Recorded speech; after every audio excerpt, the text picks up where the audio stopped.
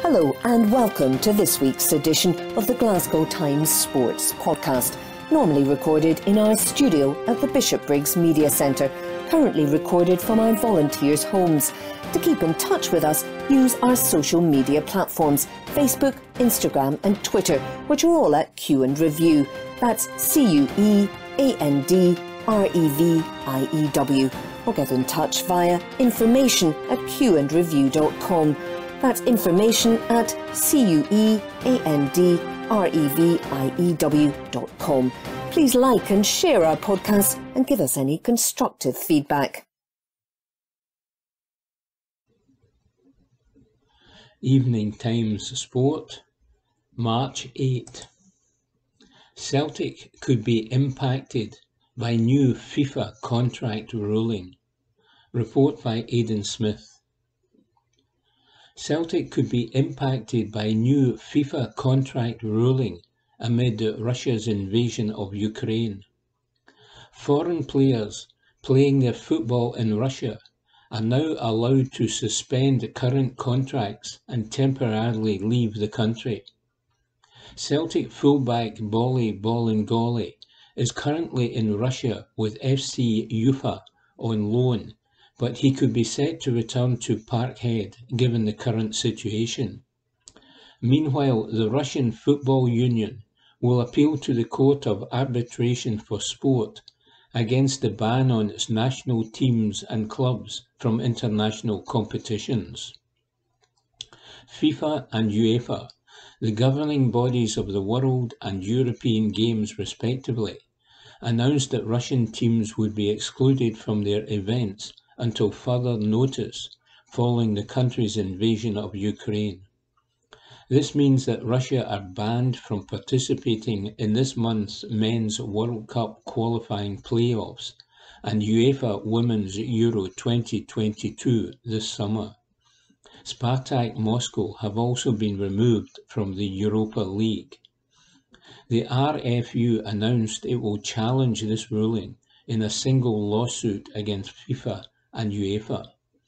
A statement read, "The RFU, the Russian Football Union, will demand the restoration of all men's and women's national teams of Russia in all types of football in the tournaments in which they took part, including in the qualifying round of the World Cup in Qatar, as well as compensation for damage. In order to ensure the possibility of the participation of Russian teams in the next scheduled matches, the RFU will insist on an expedited procedure for considering the case. If FIFA and UEFA refuse such a procedure, a requirement will be put forward for the introduction of interim measures in the form of suspension of FIFA and UEFA decisions, as well as competitions in which Russian teams were supposed to participate. The RFU believes that FIFA and UEFA did not have a legal basis when deciding on the removal of Russian teams. It violated the fundamental rights of the RFU as a member of FIFA and UEFA, including the right to take part in competitions. In addition, the decision to withdraw the national team from qualification for the 2022 World Cup was made under pressure from direct rivals in the playoffs, which violated the principle of sports and the rules of fair play. The Russian Football Union was also not given the right to present its position, which violated the fundamental right to defence. In addition, when making decisions, FIFA and UEFA did not take into account other possible options for action, except for the complete exclusion of participants from the competition from Russia. Report by Aidan Smith. Evening Times Sport, March 8. The reason Ranger striker Alfredo Morelos is pissed off, and why it can only be good for the Ibrox club. Report by Matthew Lindsay. Mark Haitley believes that Ranger striker Alfredo Morelos will be pissed off that Kemar Roofe scored the winner against Aberdeen after replacing him, and reckons that can only be good for the Ibrox club during the remaining games of the season. Roofe netted a close-range strike in Govan on Saturday, just minutes after coming on for Morelos, to ensure Giovanni van Bronckhorst's side won the cinch Premiership match 1-0 and remained in touch with Celtic at the top of the table. The home supporters in the 50,010 strong crowd who had turned up to take part in the Glasgow Giants' 150th anniversary celebrations were delighted at the Jamaican internationalist's late strike. But Haitley reckons Morelos will be fuming that his clubmate stole the limelight and predicted the Colombian centre-forward, who has been on target 18 times so far in the 2021-22 campaign, will redouble his efforts up front as a result. Said Haitley, "I think Alfredo will be pissed off. He doesn't like anyone else scoring. Goal scorers like to score all the goals and take all the credit. That is just the way it is. Roofe wants to score goals, and he can score goals. Alfredo is the same. It is great to have. Whether you can play them together is another question, but if you have got one in the team at any given stage, then you have got goals. You need to keep your goal scorers fit for the run-in. You need all your best players for the run-in. If you go back to the Dortmund game, the 4-2 win over Borussia in Germany last month, that was the best I have ever seen Alfredo. I have been a big critic of him in the past, but he was phenomenal. Every department of his game was immense. His thinking, the way he was moving around the pitch, I just thought, wow. He was clever again at the weekend. His touch is very good now, and he is weighing up situations a lot quicker than he used to, so I am pleased for him. I just hope we can hold on to him and Calvin Bassey after they do so well in Europe. Roofe has not featured regularly under Van Bronckhorst this year, but Haitley thinks the former Leeds United man has a great deal to contribute to the Rangers' cause as the Ibrox club bid to retain the Premiership. He said, "We have got a big squad. You saw that at the weekend when Roofe came on and did what he does. He gets his goal, showed good movement, was very intelligent. So we have got all that in reserve." Report by Matthew Lindsay. Evening Times Sport, March 8. Scotland versus Ukraine World Cup playoff postponed. Report by Aidan Smith. Scotland's crucial World Cup playoff clash against Ukraine will be officially postponed later today. The match was set to take place on March 24, but due to the Russian invasion of Ukraine, the Ukrainian FA applied for the match to be called off. FIFA have informed the SFA that Ukraine will be unable to fulfill the fixture, and it now looks set to take place in June. We told earlier this week how Shakhtar Donetsk Director of Football, Darijo Sirna, revealed that UEFA President Alexander Sefern confirmed the playoff would be delayed until June. Sefern personally intervened to allow many of Ukraine's international home-based players and foreign stars based in Ukraine safe passage to his home country of Slovenia. Sirna, who was capped 134 times by Croatia, contacted Sefern for help in getting his players to safety, and he has revealed UEFA and FIFA have already decided to move Scotland's game back to June. He said, "I spoke with UEFA President Alexander Sefern again today. he has stood up for Ukrainian football. I understand that no one cares about football now, but he told me that the match between Ukraine and Scotland will be postponed to June. In addition, there will be a special transfer window set up to allow players based in Ukraine a temporary transfer to allow them to get back playing football. I contacted him when war broke out to ask for help. He personally helped to organise a train to get the players out of the country. He promised he would help the players, and he has been as good as his word. Report by Aidan Smith. Evening Times Sport, March 8.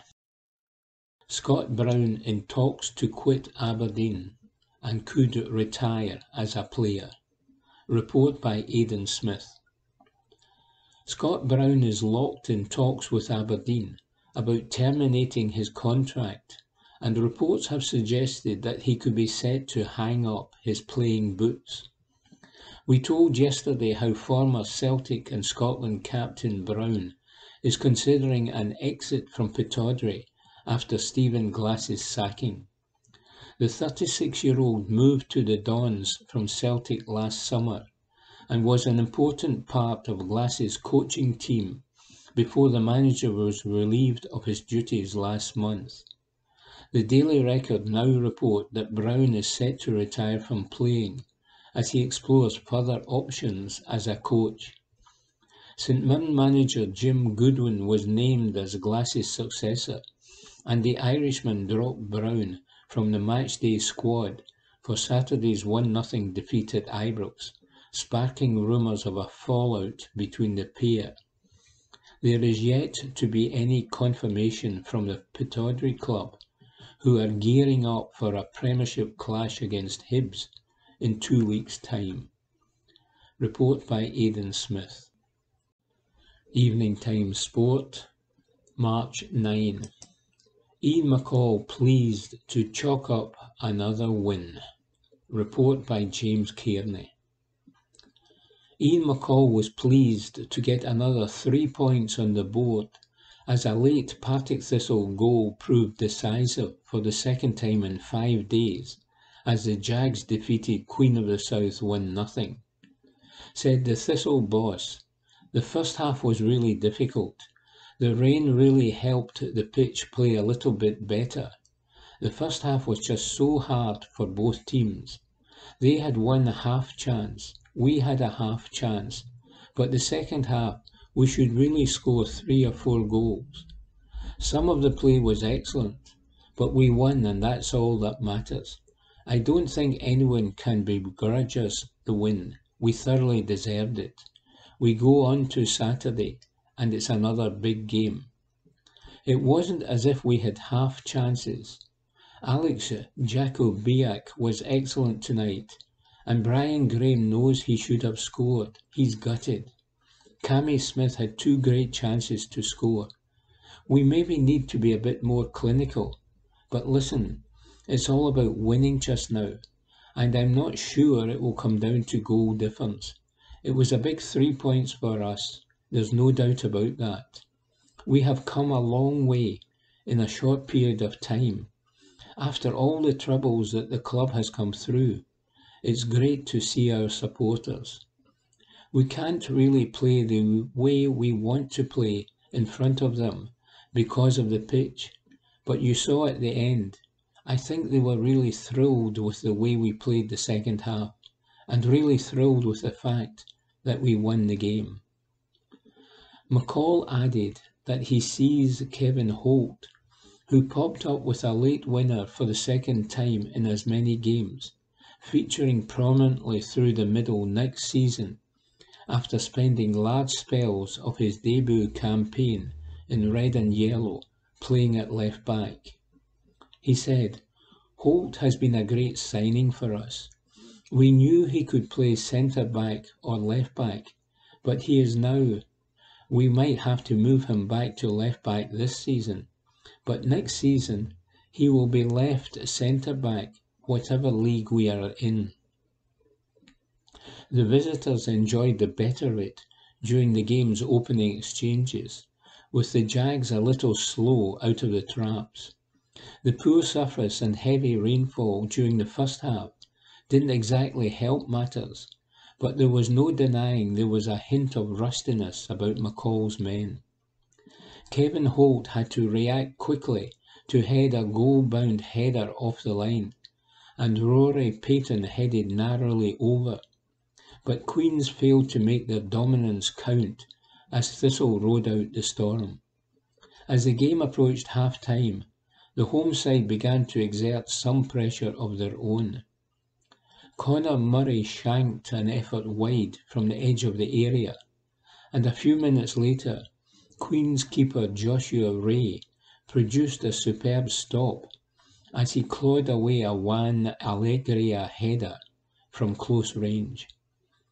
Holt had an opportunity to open the scoring shortly before the interval, when he was afforded some room in the box, and the defender did well to chest and turn, but scooped his finish over the bar. Brian Graham and Cammy Smith were brought on at the break as Thistle attempted to seize the initiative, and the home side improved significantly.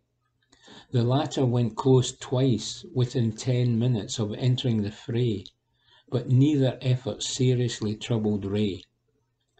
Thistle were in the ascendancy now as they went about breaking the deadlock. Graham did well to fashion an angle with the game approaching the hour mark, but his effort lacked the sufficient power to test the goalkeeper. Alex Jakubiak was next to have a go, as he rifled wide from a narrow angle. Kieran McKenna went close, as he flashed a header wide of the far post, and Graham followed suit a few minutes later, but still the breakthrough would not arrive. A glorious chance fell to Smith as a loose ball in the box rolled invitingly into the path of the Thistle attacker, but he blazed his effort from 14 yards over the bar to the dismay of the Firhill faithful. Just as it looked like the game would end goalless, Thistle got the break their play deserved. Smith was hauled down in the box, and Holt kept his cool from 12 yards and claimed the 3 points for his team. Queen of the South player-manager Wally Gibson said, "It's a sore one to take. We knew it would be a tough game, as Partick are up at the top and challenging. We felt confident, but I said to the boys at half-time, I thought there was going to be only one goal in it. It has come down to a penalty, and having seen it back, I think the referee got it spot on." Report by James Kearney. Evening Times Sport, March 9. Ange Postecoglou says, "No day off for Celtic players." Report by Graham McGarry. Ange Postecoglou has told his Celtic players there will be no time off as they look to keep the foot to the floor in the race for the title. Celtic are currently enjoying their first midweek without a match since the end of the winter break, but the manager is making use of the time to focus on getting some work in on the training field, a luxury that he has been denied over recent months. He hopes that not only will the time he has with his players over the next fortnight reinforce some of his principles, but also reinvigorate his men mentally for the Premiership run-in. Said Postecoglou, "It's not about days off, it's just about freshening them off a bit. The players will still be in at Lennoxtown, but they will come in with a different mindset. When you know there is a game coming up in midweek, you tend to just work on your recovery. It will be great for the players to just train as normal, as this is the first free midweek we have had all year. It allows them to freshen up mentally, instead of preparing for a game in the midweek. I will freshen up a few, and I also get the chance to put some real good physical work into others who need it. the ones who have not had a lot of game time recently. I think it will be enormously beneficial for us to have 2 midweeks coming up. It's 8 days between Livingston and the Cup game on Monday, and then we don't play again until the weekend. That's 2 good weeks of training before the international break, and that is valuable time for us as coaches, as we can actually do some work with the players. Report by Graham McGarry. Evening Times Sport, March 9. Postecoglou praises Celtic players' commitment. Report by Graham McGarry. As the Celtic players savoured the win over Livingston on Sunday, they may have been forgiven for thinking they had earned a breather. And with the first midweek without a match since the end of the winter break stretching out before them, they might have thought they would be getting one. They may also not be surprised to hear, though, that manager Ange Postecoglou has other ideas. But that's not to say that the Celtic manager is not full of admiration for the way his players have run through metaphorical brick walls for him so far this season, as well as through some very real hardships.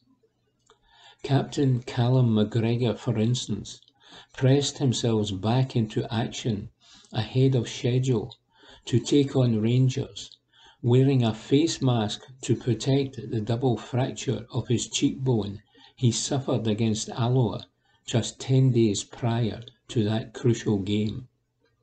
Kyogo, at some considerable long-term cost in hindsight, rushed himself back into action from a hamstring problem to score the double that won Celtic the League Cup final against Hibs, before a reoccurrence of the injury at McDermott Park meant he was sidelined once more. Even the January signings, Rio Hatate, Dazen Maeda, and, to a lesser extent, Yosuke Ideguchi, have dived straight into Celtic's hectic schedule off the back of a full season in the J-League to make telling contributions. Matt O'Reilly too has hit the ground running after arriving from MK Dons. That commitment to the cause has Celtic in a position of strength at the top of the Premiership, and Postecoglou is keen to recognise it, even if he isn't quite ready to allow his men to take their foot off the gas. Said Postecoglou, "I have total admiration for the way the players have kept going physically during a really tough run of games. This team deserves great credit. We will see how this season unfolds in the end, but all of our players have embraced the challenges we have faced from the start of the season. We had guys coming in without a pre-season with us. Others didn't have a pre-season at all. It was a case of arriving and getting on the pitch. Dazen, Rio and Yosuke came in with just a couple of weeks off after playing the season in Japan. They went straight in and played a lot of football. Matty O'Reilly went from League One in England straight into Premiership football up here and adapted. Callum is another one who has really put himself out there for the team. You talk about the challenges, the pressure and the intensity at Celtic, but it's a credit to these guys that they have faced everything this year. I am sure they will face more, but the way they have dealt with pressure and adversity without making excuses is great. When things have not gone well, they have not made excuses. They also have not wanted me to make excuses. They have accepted responsibility for everything, and it's a credit to a new group of players who were literally thrown together in the last 8 months. I have great admiration for the way they have dealt with things. That example, as Postecoglou touches upon, comes from the top down, with his captain emerging from not only his recent physical pain, but also the emotional scars of the failed bid for 10 in a row, to grasp the mantle of the team's leader left behind by his friend Scott Brown. Yesterday marked a year to the day since Rangers celebrated that title win, wrapping up the Premiership crown with 2 months of the season still to play. How times have changed. Postecoglou believes that the hardships suffered by McGregor, as the world crumbled around Celtic last season, will have shaped his approach to this campaign, and indeed his captaincy. He said, "There is no doubt Callum has been a real leader for this team. He will probably tell you himself that you learn the most about yourself through the most challenging periods. People forget this is his first year as a leader, as captain of this football club. People know the responsibility that goes with that. It's not an easy role. It's not just about being a leader. You also have to play your part in the team." You saw him last midweek against St Mirren when he scored a really important goal for us. Callum's football has been outstanding, and that is where it starts. If you are not contributing on the field, all the other stuff does not really come into the same context. But he's led from the front, and he's played fantastic football for us. He contributes in every game for us. He has shown unbelievable courage to play with that face mask for the last few weeks, and then you add all the leadership qualities he has shown for us. This is his first crack at steering a team through this part of the year, and I am sure he will learn a lot about himself and the way he leads. But I can't speak highly enough about Callum. He has been outstanding. Report by Graham McGarry. Evening Times Sport, March 9. Rugby. Martin Hannan points out why Scotland cannot afford to be sentimental in Cuttita Cup. It was a very pleasing gesture from the Scottish Rugby Union to suggest that a new trophy should be crafted to be presented to the winners of men's international Six Nations matches between Scotland and Italy. With the hearty approval of the Italian Rugby Federation, the trophy is named after much-capped prop Massimo Cuttita, and that is entirely appropriate, as he was a hugely respected figure in both countries. His loss to COVID-19 at the age of just 54 in April last year was truly heartbreaking to all the many people who knew and loved him. Given the circumstances, I would not normally be too bothered if Italy were the first to secure the new trophy on Saturday, but I have to say this is a must-win match for Gregor Townsend and his men, and hang the sentiment. At this point, I would remind you, however, that the former captain of Italy and Scotland scrum coach played in the first ever Six Nations match between the two countries back in 2000. It may have been 22 years ago, but I still vividly recall how the Italians, with Cuttita in the van, took the game to Scotland and thoroughly deserved their 34-20 victory. Nor was it a second-class Scottish side. Doddy Weir and Andy Nicol could only get places on the bench. The diminutive Diego Dominguez was in brilliant form with the boot, scoring 3 drop goals in his 29-point haul. Kenny Logan, by contrast, had a kicking nightmare, and eventually Gregor Townsend was given his duties. Sorry to bring back the unhappy memories, but I do so as a warning to Scotland's players and fans not to get complacent in Rome on Saturday. Yes, I know that Italy have lost every single Six Nations game since they came to Murrayfield and won 22-19 in 2015, and our record against them in all competitions and friendlies is pretty decent. We have only lost twice to them in a decade, but they ran us very close in 2018, and they played very well against France in the first half of the first round of this year's tournament. They were frankly hopeless against England and Ireland, but it's a question of which Italy and which Scotland turn up on Saturday. Will we be the side that beat England, or the team that lost so miserably to France? Will Italy be at their very best, or will they collapse as so often before? Is the Scottish squad ready to bounce back from the merde they played against France? Can Italy get themselves up to the standards they have often shown in the past, especially against Scotland?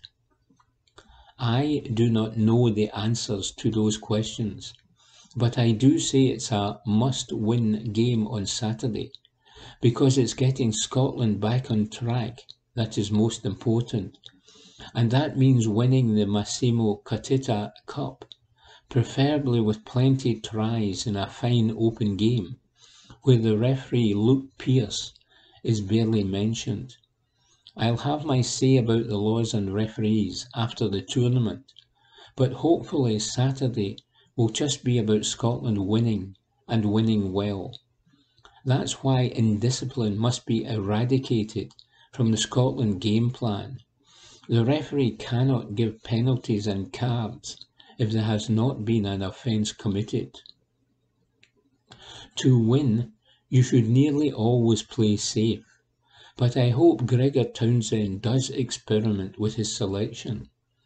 As I have stated before, this year's Six Nations, and indeed next year's tournament, must be played with the 2023 World Cup in the forefront of the minds of coaches and players alike, especially now that we have no chance of winning this current championship. The injuries sustained by the squad and the absences of major players have shown that Scotland must never anticipate playing with the best 23, and therefore it is vital that Townsend and his coaching team help the younger members of the squad to gain the experience they need before the World Cup. I think they are doing that, and it paid off even in that hapless defeat by France, as we saw just what Rory Darge can do. And yes, he and Hamish Watson could both play in the back row together. Townsend was always a player who could think outside the box, and he has taken that mentality into his career as a coach. I would love to see some surprises from him and his coaching team and the players in the match against Italy. Run the different angles, use the blind side, kick only when necessary, and get that sharp passing game going that we know Scotland can utilise. Above all, get on the front foot early and stay there, and Scotland will win in the Stadio Olimpico. It's not about evading the wooden spoon, but about preparing Scotland's future, and winning must become a habit, says Martain Hannan. The National, March 10. Chelsea owner Abramovich sanctioned by UK over links to Putin. Report by Angus Cochrane. Roman Abramovich is being hit with sanctions from the UK government over his ties to Vladimir Putin, as Russian forces are accused of war crimes in Ukraine.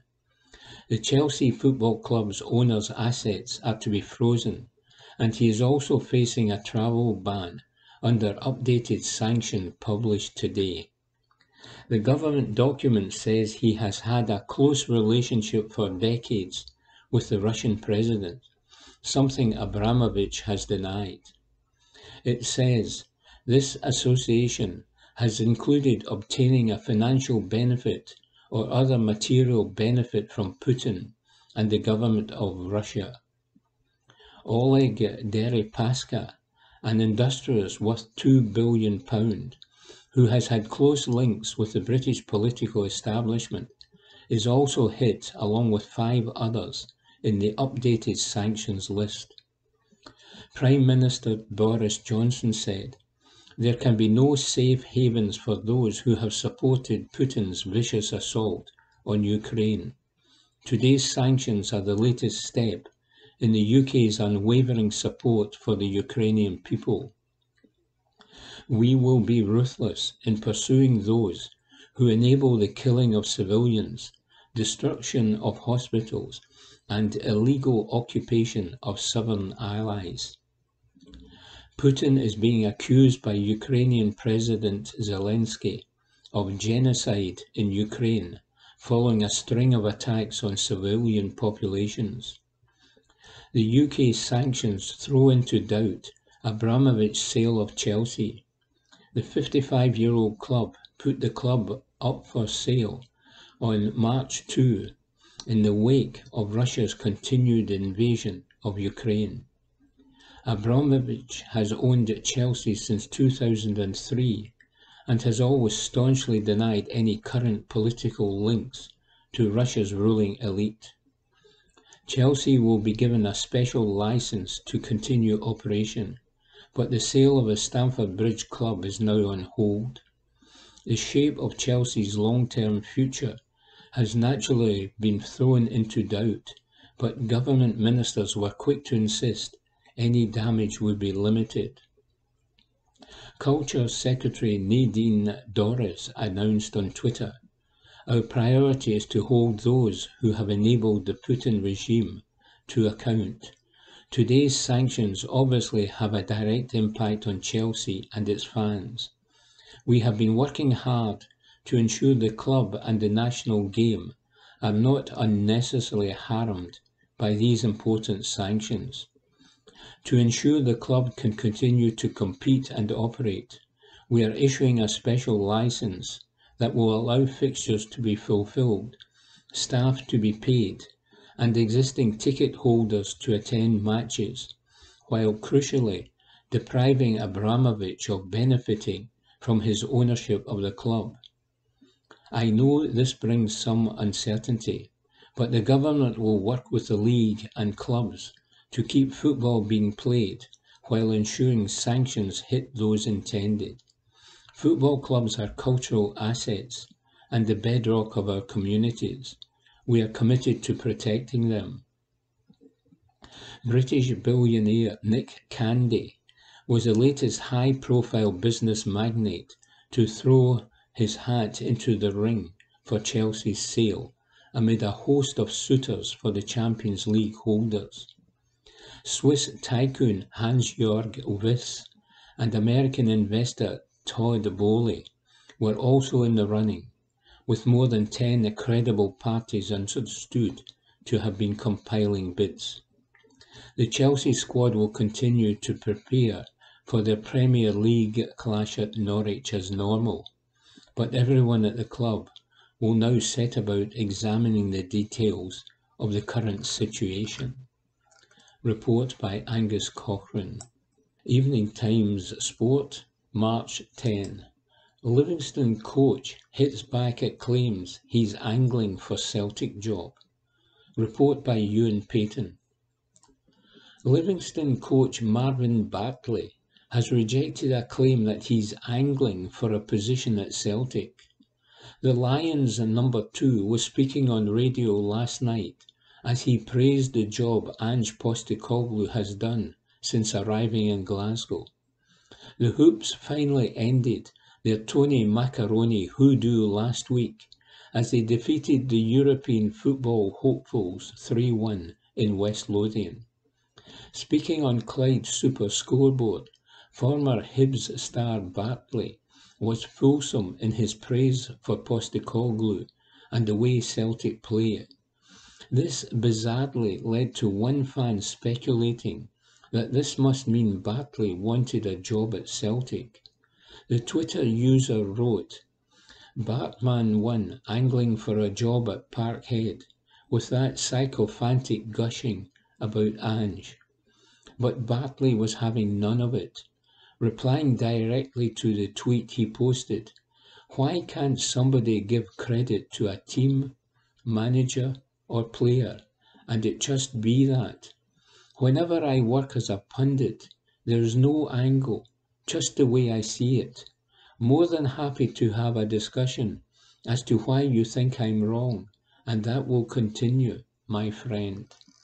Report by Iain Payton, Evening Times Sport, March 10. Steven Gerrard's Rangers anti-racism stance praised. Report by Iain Payton. Steven Gerrard's handling of the Glenn Kamara racism incident versus Slavid Prague left former Premier League footballer Anton Ferdinand taken aback.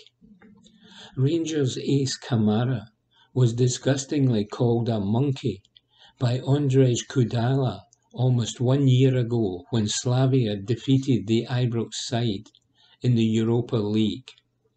The Czech Republic international was handed the minimum UEFA ban of 10 games for the offence, as he missed the entirety of Euro 2020 as a result. Gerrard stood by his player throughout the ordeal, and that's something Ferdinand feels could break the mould among managers dealing with such horrible situations. Ferdinand told the Include Summit in Birmingham, I have never seen a manager protect a player when it comes to racism the way I've seen Steven Gerrard do. You are talking about that generation, and you have got people like Steven Gerrard, who is managing now and producing that level of commitment and support on a topic that is hard to speak about, especially as a white man. I think Frank Lampard would do the same. I think Wayne Rooney would do the same. I think that's because they are moving with the times. They are educating themselves, and they understand that they manage people, that they are not just football coaches, they manage human beings. Ferdinand himself had to deal with racist abuse on the pitch. John Terry was handed a 4-game ban and fined £220,000 for the language he directed towards the defender in a game between Chelsea and Queen's Park Rangers. He explained that the victim can often face harsher consequences when it comes to discrimination. He added, when it comes to racism, the victim is always the one who's made to feel like the perpetrator. I played 11 years in the Premier League prior to the Terry incident. I played 13 times in the Premier League after the incident, then never played again. I had to go to Turkey because of managers that knew me, managers that knew my friends and family would not touch me. Not because they didn't want to touch me, but the club didn't. The reason why is because whenever that club would play against Chelsea or against John Terry, the club would have to talk about a topic which they didn't want to speak about, racism. And I didn't speak up at the time. So that's happening, and I'm not even defending myself. I'm being put in a box where the perception is, he's the bad egg, it's him. That honestly made me feel like it was me versus football. Report by Iain Payton. Evening Times Sport, March 10. Chelsea banned from selling tickets as sanctions hit. Report by Kieran Tierney. Chelsea will not be able to sell any more tickets as owner Roman Abramovich has been sanctioned by the UK government amid Russia's invasion of Ukraine. It means only season ticket holders can attend games for the foreseeable future. It is part of the government's attempt to crack down on wealthy Russians with assets in the UK. The Chelsea owner is one of several oligarchs who have faced sanctions. Culture Secretary Nadine Dorris said that Vladimir Putin's attacks on Ukraine involved new levels of evil by the hour, and the government had announced further sanctions against individuals linked to the Russian government. This list includes Roman Abramovich, the owner of Chelsea Football Club. She acknowledged this would have an impact on the Premiership side, but a special licence would enable it to continue operating. It comes after Abramovich announced he intends to sell the Premier League club, with net proceeds from the sale being donated to all victims of the war in Ukraine. The sale of the club will bring to an end 20 years of ownership, with the Russian-Israeli billionaire buying Chelsea in 2003. Evening Times Sport, March 10. Scott Brown backed to become Celtic manager by Brendan Rodgers. Report by Iain Payton. Scott Brown has been backed to become a Celtic manager one day in the future by previous manager Brendan Rodgers. The Leicester City boss reckons Brown could well follow in the footsteps of Billy McNeill by returning to the club as the main man in charge. The 36-year-old Brown terminated his contract at Aberdeen earlier this week, just 9 months into a 2-year deal. It remains unclear whether he will hang up his boots to fully focus on his coaching career, or whether there's still scope to continue as a player for the time being. It was reported yesterday that Rodgers is prepared to welcome Brown into the King Power setup to allow him to expand his coaching development at a Premier League club. But the former Parkhead gaffer believes whatever Brown decides to do next, eventually, in the fullness of time, he will emulate Lisbon Lion hero McNeill. Rodgers told the Daily Record, "I do think that one day that could be the position for him, but I'm not sure it's the best step for him to go back right now. If you look at it, Ange is doing a great job, and he's very clear in how he works. Then behind him, you've got a brilliant coach in John Kennedy, who is there to support the manager, and you also have Gavin Strachan and Stephen McManus. So you have good coaches there already, and below that, it's always been Celtic's way to bring through their own young coaches. I am not saying Scott would not be a great addition to that. He would. And I'm not saying he needs to put distance between himself and the club either. It's about him having the time to allow himself to grow and develop in his career, wherever that is. But I definitely think there will be a pathway for him to go back to the club at some point in the future. He has obviously been a fantastic player and captain of the club, and he could go on to follow in the footsteps of Big Billy. I am pretty sure if Brown really wants to do that, then I think he will do it. But it's about building up the skill set to best enable him to become the manager of Celtic and deal with the pressures and the expectations he will then encounter. I have absolutely no doubt he can then go on to do really well as a manager or a coach. It's just about waiting for what he sees as the right opportunity. He could go in as a coach and give players a little bits of gold dust from his own playing career. So he could start by doing that and then go on to become a manager somewhere down the road. Or he could step straight into a manager's position because he's been such a leader all this time. He could then have other coaches around him. But there's no doubt that having someone like him at your club, whatever club that is, would be absolutely fantastic. Management requires a different skill set. Just because you're the highest level of player, you cannot just expect to go straight into the same level as a coach or manager.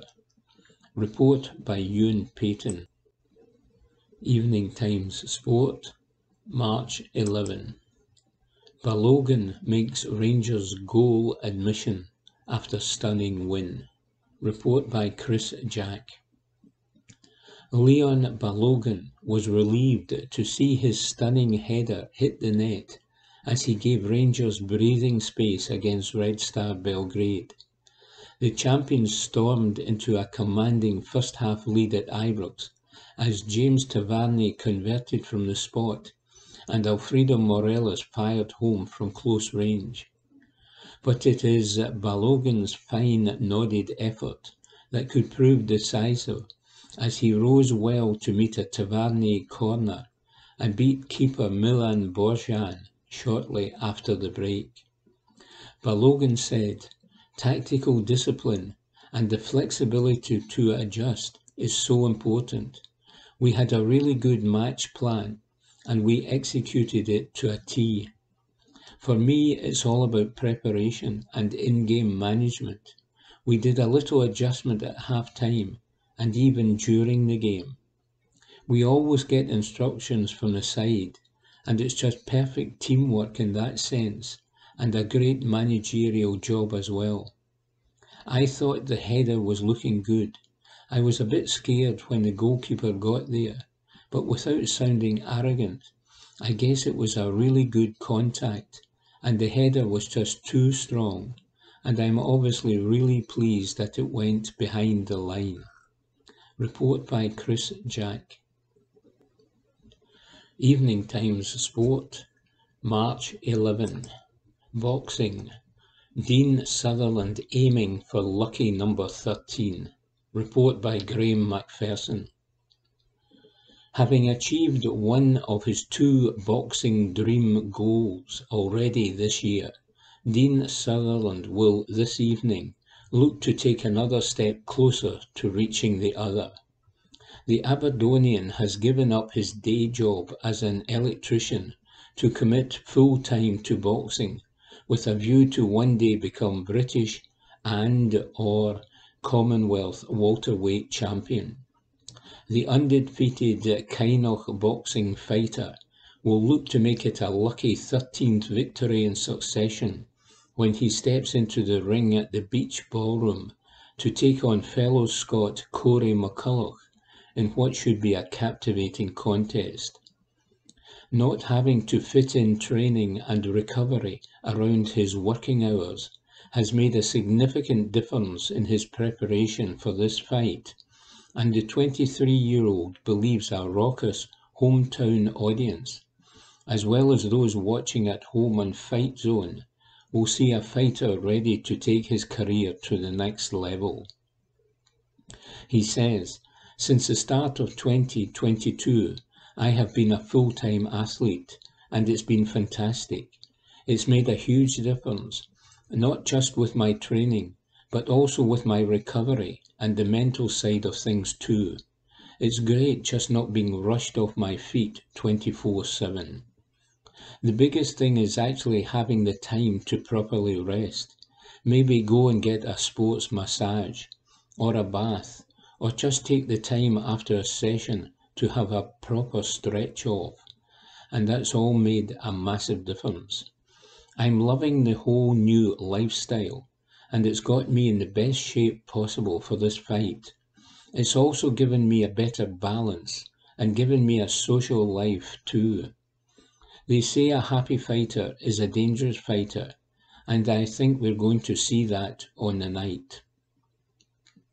Sutherland has collected belts in his 2 previous fights, lifting the WBC youth title in the outdoor show at Hamilton last summer, before stopping Michael Esposito at the Ballroom in November to win his WBC International Silver Strap. He admits, "The last fight went well, although I maybe made it a harder night's work than it really needed to be. There were some mistakes in there, backing up too much and sitting on the ropes. I got into a bit of a firefight. Maybe it was the crowd, or I just wasn't switching on from the start. I knew I had the power to hurt him, and the bell saved him in the 3rd and 5th rounds, but I kept chipping away, and the referee did the right thing by stepping in to stop it. Signing a contract with boxing streaming channel Fight Zone has given the southpaw a bit more structure to his career trajectory. Sutherland already expects to be back out again in June, and believes fighting regularly will strengthen his chances of moving quicker into title contention. He adds, "I loved fighting at the ballroom the last time. It was the first time Fight Zone had been there, and they were comparing it to the famous York Hall in London. They couldn't wait to come back up here, and I think my next 3 fights will all be at the same venue. That's great for me, and also for my fans, knowing they're not going to have to travel to watch me in action. Being able to bring big boxing nights back to Aberdeen has been fantastic. With the backing of Fight Zone, my manager Sam Kynoch, my trainers, plus my nutritionist, I feel that everything is going in the right direction. I've got a good team behind me now. I've got a quick turnaround for my next fight, which is penciled in for June 25. It's good that now I'm full-time, not to have to wait too long between contests. I want to keep pushing to get closer to an opportunity for the British and Commonwealth titles before the end of the year, or maybe step up and go for a WBC European title. I'm quite big for the weight, so we've got the option of moving up to super welterweight at some point as well. The other item on Sutherland's boxing list is to fight one day at Pittodrie. His beloved Aberdeen are not enjoying the best of seasons, and the man known as Deadly joked he'd love to go in and sort them out. He laughs, "I think I'm the only hope the city's got of winning anything for a while. There are maybe a few characters in the Don's dressing room who need straightening out. I had hoped that Scotty Brown was going to do that, but maybe I'll go in and have a word. I'm hoping to make it along to a few more games now I'm boxing full-time. Hopefully I can also speak to the folk at Pittodrie to arrange for me to fight there one day, as that would be class." Report by Graham Macpherson. Evening Times Sport, March 11. Maeda isn't Kyogo, but Celtic players appreciate his qualities. Report by Graham McGarry. The phenomenal success of Kyogo since arriving at Celtic has posed something of a problem for anyone else attempting to fill his boots, whether that has been Georgios Giacomakis or Daizen Maeda. While the injury to the striker has opened up opportunities for both of those players to start games, his brilliant goal-scoring form prior to his latest layoff has also set the standard by which other forwards have been judged. For Greg Taylor, comparisons between Kyogo and Maeda in particular have been unfair, with the fullback arguing that both players have their own distinctive styles. Maeda, he says, may not yet be fully appreciated in a wider sense, but he certainly is inside Lennoxtown for the work he does both off the ball and on it, with his boundless energy a huge asset for Celtic. Taylor said, "Kyogo set the bar really high with the way he started.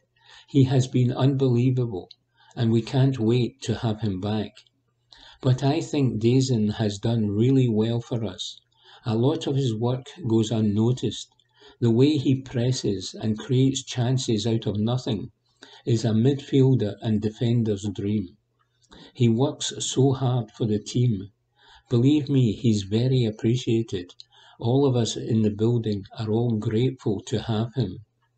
Dazin has already played a full season, and his work rate is unbelievable. All of the lads work their socks off, to be fair, but Dazin is just a cut above the rest. It's second to none. Report by Graham McGarry. Evening Times Sport, March 11. Rangers Europa League winner odds slashed after Red Star win. Report by Iain Payton.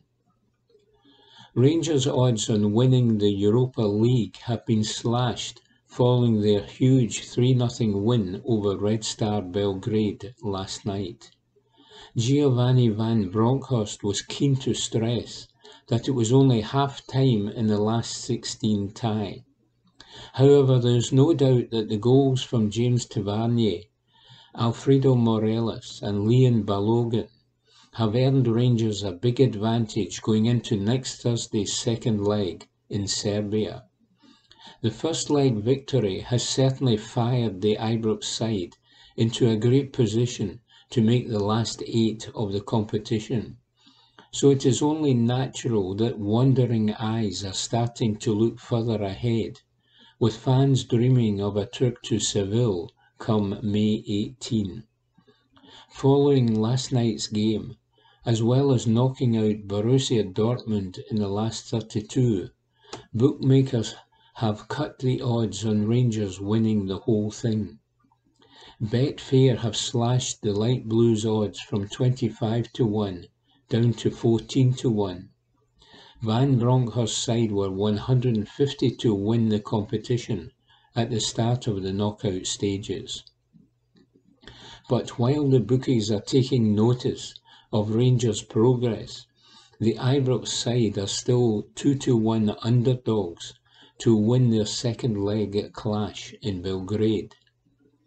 The favourites to win the Europa League are Barcelona at the short price of 5-2.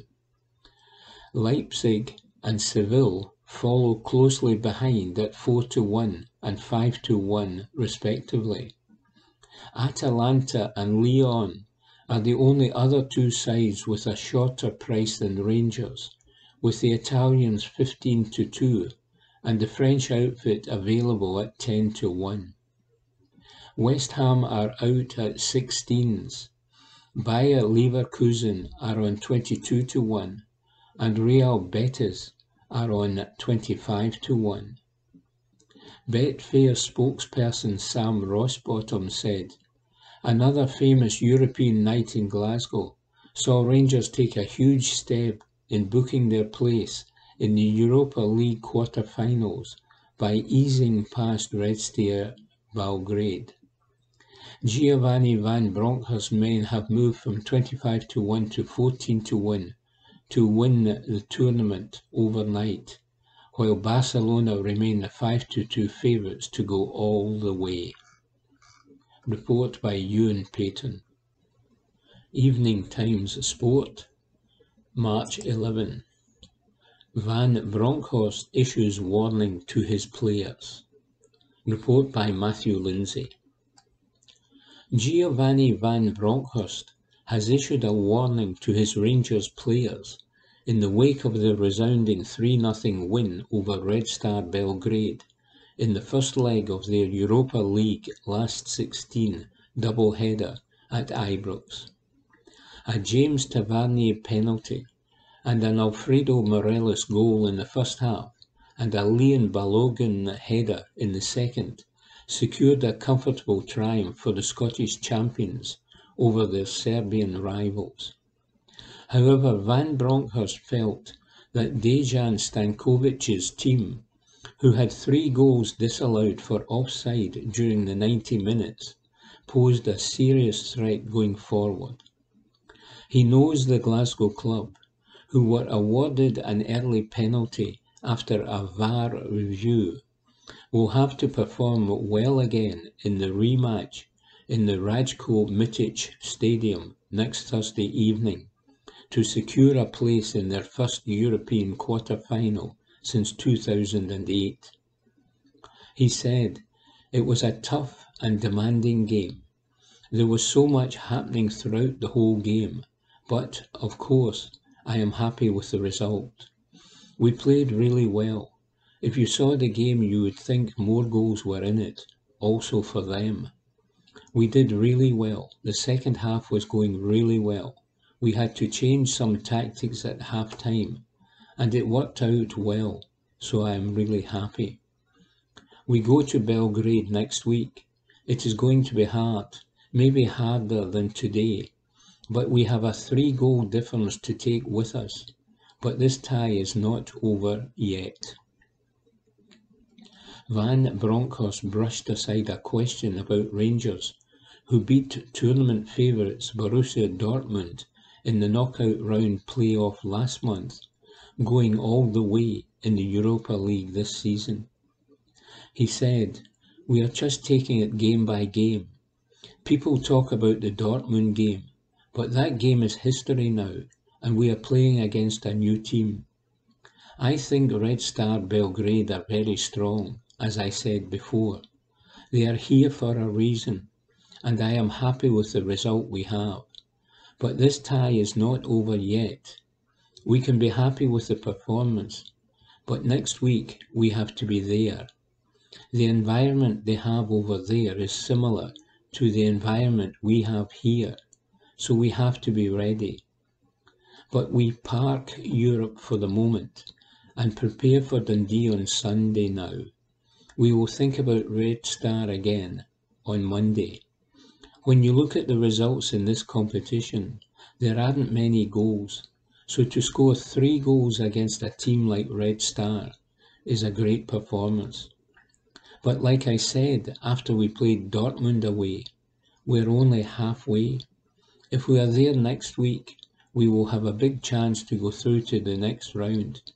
But now it starts all over again." Report by Matthew Lindsay. Evening Times Sport, March 14. The Monday kick-off. Siriki Dembele might beat his brother to the punch after slow Celtic form. Report by James Morgan. Siriki Dembele might beat brother Karamoko to the punch. Karamoko Dembele has long been touted to make a major mark in Scottish football, but despite the hype since his early teens and spurned interest from at least one Premier League club in England, he has made just 7 league appearances for the Celtic first team. The 19-year-old has, of course, spent most of this season on the injury list, having fractured his ankle in a friendly against Bristol City last summer. In his period on the sidelines, the success story of another member of the Dembele family has added an extra chapter. Dembele's elder brother, Siriki, moved to Bournemouth in the January transfer window, having made rapid progress during his time at Peterborough, where he scored 30 goals and had 30 assists in 147 games. The elder Dembele's route into professional football was an unconventional one. At the age of 18, Dembele did not have a club, but managed to attract the attention of the Nike Academy at St George's Park before he was picked up by Grimsby Town, where he showed enough promise to convince Peterborough to sign him. The transfer to Bournemouth takes him into a new sphere, although he did not come off the bench for Saturday's 2-0 win over Derby County, but he has already given a glimpse of what he brings with a late winner in the victory over Blackpool last month. Scott Parker, the Bournemouth manager, admitted then that Dembele would need time, but that he had been impressed by what he had seen so far. Said Parker, "He can beat a man 1v1. He can bring people right tight to him and get out of tight situations. He's probably a 1v1 specialist in that, a dribbler, so he's going to be a big help for us going into the run-in now. The Scotland-eligible Dembele sounds like the kind of player Steve Clarke, the Scotland manager, could do with when it comes to breaking down stuffy, compact opponents, but there's just one problem. If I'm honest, I have Ivory Coast in mind, but the truth is, I haven't made the final decision on which one I would pick, Dembele said recently. When the time comes, I'll know. My family moved from the Ivory Coast to London, not for footballing reasons at all. This was just my parents' decision, not mine. Then we moved to Glasgow, and we've been living in Glasgow ever since. Recalling Scottish heroics at Cheltenham. Watched a rerun of a race from the 2012 Cheltenham Festival last week. It was that thrilling Albert Bartlett novice hurdle when Brindisi Breeze, guided by Haddington's Campbell Gillis, clung on in the final furlong to record a gritty, ballsy win over hot favourite Boston Bob to strike a blow for Scottish trainer Lucinda Russell. Boston Bob would go on to win a Punchestown Gold Cup 2 years later, but sadly, we never got to find out the extent of Brindisi Breeze's potential. 2 months after that win at Cheltenham, the horse leapt out of its paddock early one morning and ploughed straight into an oil tanker and was killed instantly. 5 weeks later, Gillis was dead after a swimming pool accident while on holiday in Greece. His death was a hammer blow to Scottish national hunt racing, robbing it of one of racing's most naturally gifted jockeys. You don't try to let it, but it does define you. Finn Gillis, Campbell's brother, told me some years later. 10 years on, the great tragedy about his brother's defining moment at Cheltenham is that we knew there should have been so many more glories to come. Swift still has wind beneath his wings. 2 years ago, Stephen Swift, the then BSC Glasgow manager, invited me into the dressing room for a fly-on-the-wall series detailing the Lowland League club's exploits as they reached the 5th round of the Scottish Cup. Minutes into the experience, it was pretty clear that Swift was a coach who had a higher ceiling. He did a pre-match talk on tactics for the forthcoming game against East Kilbride on the Thursday night. He reiterated them prior to kick-off on the Saturday, then whipped his players into a kind of dervish-like frenzy before they went and promptly thumped their opponents to set up a tie against Hibs. It has come as little surprise to see the sterling work that has gone on at Stenhousemuir since Swift arrived in the summer, elevating the club from the bottom reaches of League Two to the fringes of the play-off race. Saturday's goalless draw against fellow promotion chasers Edinburgh City was disappointing, but not terminal to their promotion hopes. Don't be surprised if they just manage to squeeze in. Fotheringham's German lessons. Mark Fotheringham was an intriguing candidate to be Neil Lennon's assistant manager at Omonia Nicosia, before the former Ingolstadt and Karlsruher coach turned down the job with Cypriot side over the terms on offer. Fotheringham spoke to Herald Sport in January about his time in Germany and offered an insight into what makes him tick as a coach, and explained what he had learned from those he had rubbed shoulders with, particularly Bayern Munich legends Jürgen Klinsmann, Thomas Link and Felix Magath. He said, "There is a saying in Germany which is immer weiter, which means keep going. That rubs off on me. We're always demanding more in Germany. We are never just satisfied. We want to win at all costs, and we're always trying to improve. It's just relentless. Fotheringham went on to detail just how committed to his craft he was, by rhyming off his working week, spent watching matches in Scotland, England, Germany and beyond. Astute, fluent in German, with a clear coaching mindset, and his UEFA Pro licence almost complete, it is surely only a matter of time before the 38-year-old is back in a job again. Raducanu gives glimpse of her best.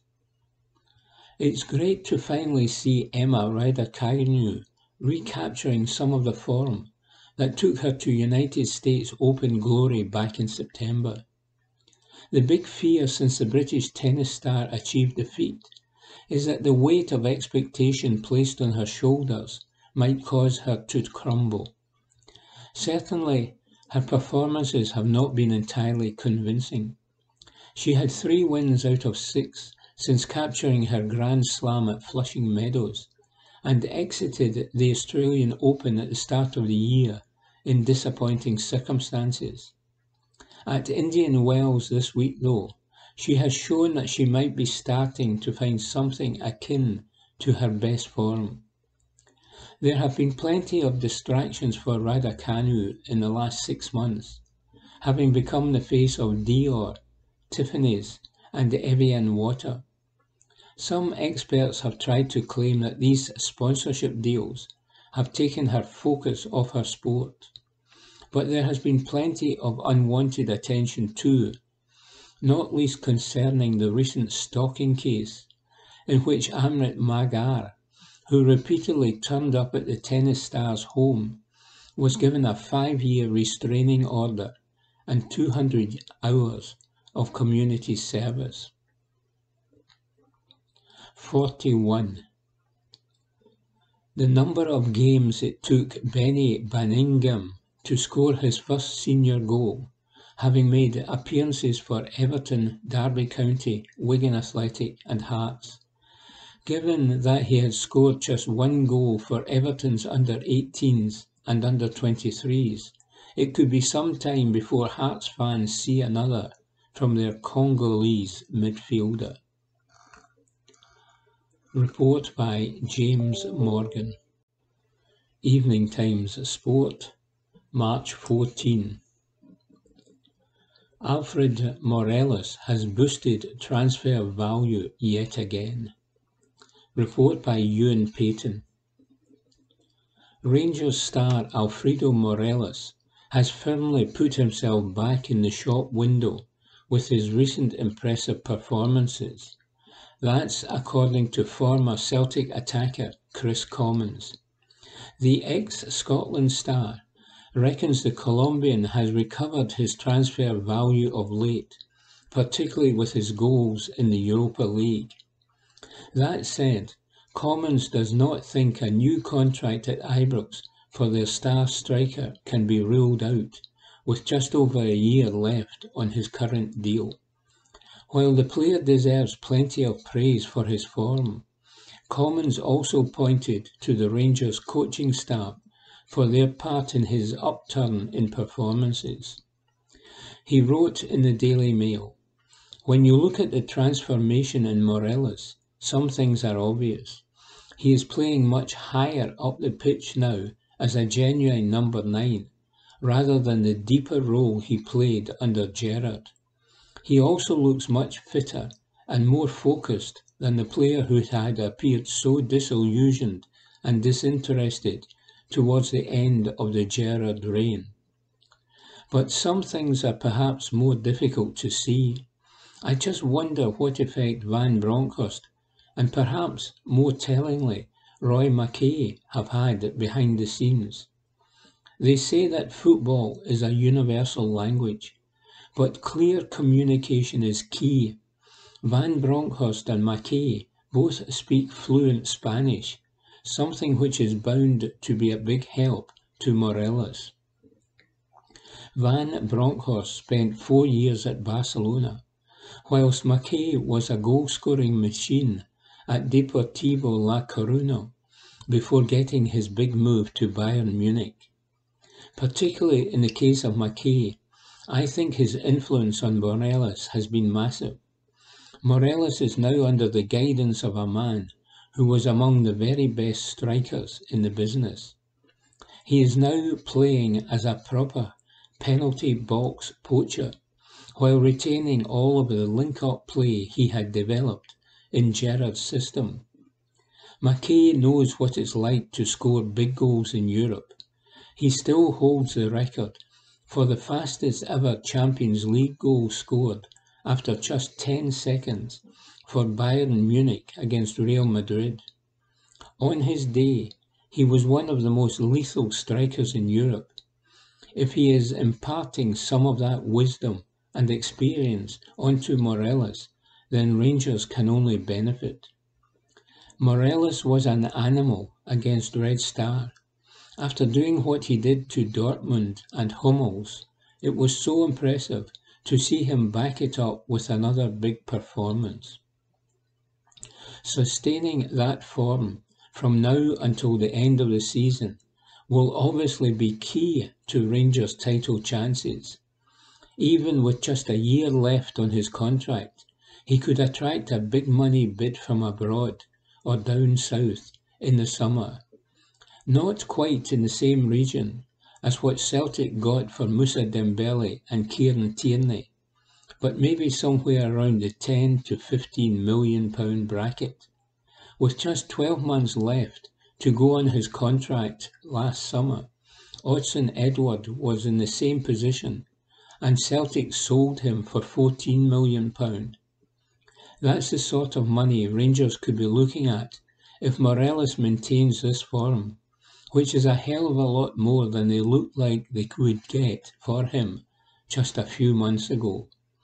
There is no doubt he has put himself firmly back into the shop window with some of his recent performances. Report by Iain Payton. Evening Times Sport, March 14. Real Madrid stepping up interest in Kieran Tierney. Report by Iain Payton. Real Madrid have stepped up their interest in signing Kieran Tierney from Arsenal, it has been reported. The global giants are said to have received a glowing report of the Scotland left-back, and it is said that Real's efforts to sign the former Celtic star could be helped by the Spanish side's close relationship with the defender's agency. ICM Stella have Gareth Bale and Eduardo Camavinga on their books, who are at Real currently. Los Blancos are said to be keen to make Tierney their next big signing to go along with them, as well as superstar Kylian Mbappe, the Daily Record say. Boss Carlo Ancelotti has previously been quoted as being a fan of Tierney and praised him back in 2019 ahead of his switch from Parkhead to the Emirates. Arsenal do not want to lose a player who signed a bumper contract until 2026. It is reported that the Gunners will command a fee in excess of £50 million. Celtic will be keeping a close eye on the situation as they hold a 15% sell-on clause. Report by Iain Payton.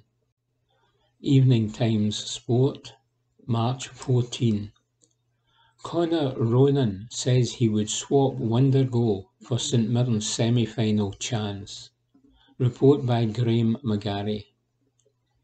St Mirren's man of the moment, Conor Ronan, says he would have gladly swapped his wonder strike against Hearts to have made the semi-final of the Scottish Cup, but he saw enough from his team's brave performance to give him encouragement for the rest of the season. Stephen Robinson's men fought back from 2-0 down at Tynecastle on Saturday night to draw level, with Ronan's incredible effort sailing past Craig Gordon from all of 30 yards.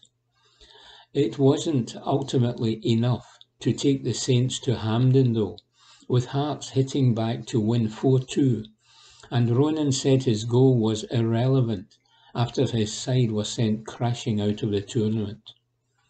Said Ronan, "It is disappointing. I would have taken getting to the semi-final over that goal all day long. But it's always nice to score a goal like that in front of the fans and celebrate with them.